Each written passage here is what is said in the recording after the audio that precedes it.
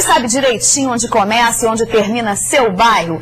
Às vezes é difícil saber, né? Salvador, por exemplo, cresceu tanto nos últimos anos que bairros se dividiram, comunidades passaram a ser chamadas de bairros, enfim, uma confusão danada na cabeça de muitos moradores. Por isso mesmo, está sendo desenvolvido um projeto da nova delimitação dos bairros da capital. A gente vai saber mais detalhes com a repórter Adriana Oliveira, que está no Cabula. Boa tarde, Adriana. Aí é Cabula mesmo? Boa tarde, Patrícia, Cabula mesmo. Mas é uma situação complicada, dá só uma olhada. Nós estamos numa área limite, um cruzamento entre a Rua Silveira Martins e aquela principal lá atrás. Já esta aqui onde nós estamos é chamada de Estrada das Barreiras. Do meu lado esquerdo, a gente tem o bairro de São Gonçalo, que é mais ou menos naquela área onde tem a Casa Sem Reboco. Já aqui, na Estrada das Barreiras, deu origem a uma localidade conhecida como Barreiras, que pelos estudos tem se revelado como bairro. E aqui atrás e do meu lado, a gente já tem na área ocupada pela Universidade do Estado da Bahia, a Rua Silveira Martins fica no bairro do Cabula. Então, para você ver que quem circula por essa área é muito complicado. Daqui a pouco a gente conversa sobre este assunto aqui com a representante da Universidade Federal da Bahia, a pesquisadora Elba Veiga, e também com a diretora de Desenvolvimento Urbano e Habitação da Conder, a Lívia Gabriele. E hoje pela manhã a gente esteve na Cidade Baixa, na casa de um produtor musical. Lá, ele recebe correspondências com 2 bairros, Roma e Bonfim. No IPTU e na conta de luz, a casa de Edson Siqueira fica no Bonfim. Mas para ele, a casa onde nasceu e foi criado, na Rua Henrique Dias, é em Roma, como aparece nesta fatura e na conta de água. Confusão enorme. Tenho dificuldades, inclusive, em solicitar uma ambulância para a minha residência, que às vezes os confundem. Vai para o largo da Baixa do Bonfim ou fica perdido pelo Largo de Roma. Na casa de Edson, a Prefeitura e os Correios, responsáveis pela definição do CEP, usaram a mesma numeração e nomes diferentes para o bairro. Para acabar com essa confusão e saber onde começa e termina cada bairro de Salvador, desde 2007, a Prefeitura, junto com a Universidade Federal e o Governo do Estado, estudam os limites de cada comunidade. A Ribeira é um dos poucos bairros onde o início e o fim quase não sofreram alteração. Você vê que é a ponta da península de Tapajipe, então, consequentemente, o mar deu essa atenção de protegê-lo, de protegê-la, né, a península e o próprio bairro Ribeira.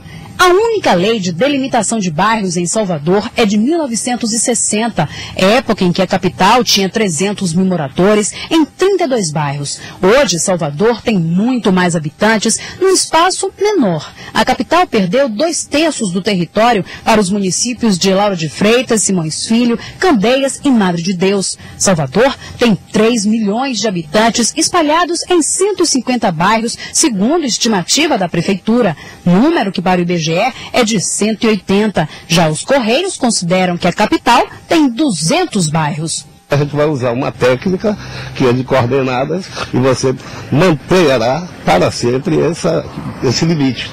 Então a cidade pode evoluir, mas aquele limite vai estar configurado e permanente. Estamos ao vivo aqui no bairro do Cabula. Ao meu lado, a diretora de Desenvolvimento Urbano e de Habitação da Conder, Lívia Gabriele. E agora aqui, a pesquisadora da Universidade Federal da Bahia, que vai conversar com a gente, a Elba, vai começar explicando quais são as dificuldades hoje de se delimitar um bairro, onde começa e onde termina. A Elba, que é pesquisadora neste assunto, quais são as áreas da cidade hoje que tem maior dificuldade para estabelecer esses limites?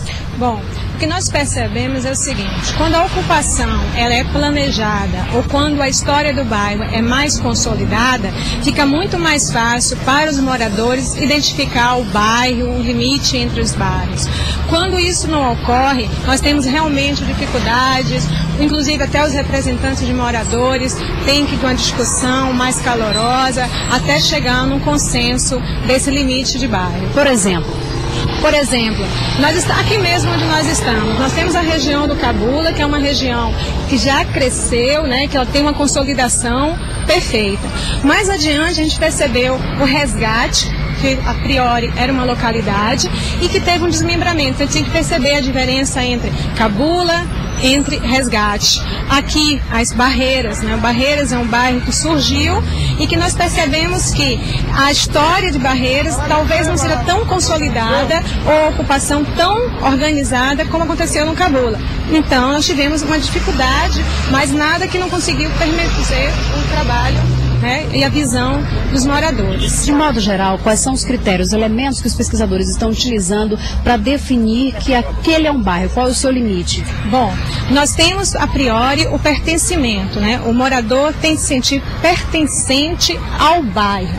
Depois disso, nós entramos com os itens de saúde, educação, um sistema viário que perceba o movimento de caminhões, ônibus, que a gente chama de vias coletoras, e também o transporte regulamentado de ônibus, micro-ônibus, assim. E agora a gente conversa aqui com a diretora de Desenvolvimento Urbano e de Habitação da Condé, Lívia Gabriele. Qual o período previsto para a conclusão desses estudos e o que vai ser feito com esse material? O período de conclusão é até o fim do ano, em torno de dezembro de 2009.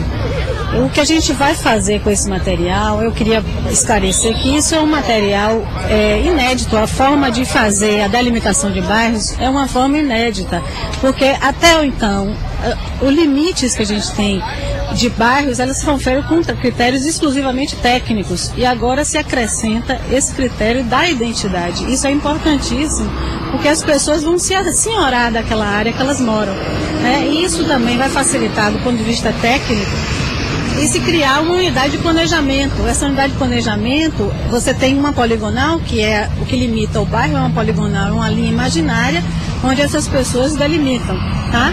Esse estudo vai ser transformado em projeto de lei que vai ser levado ao Executivo para depois ser votado na Câmara. De modo prático, como a população vai sentir os efeitos dessas delimitações? Eu acho que uma das grandes coisas é você se assenhorar do bairro.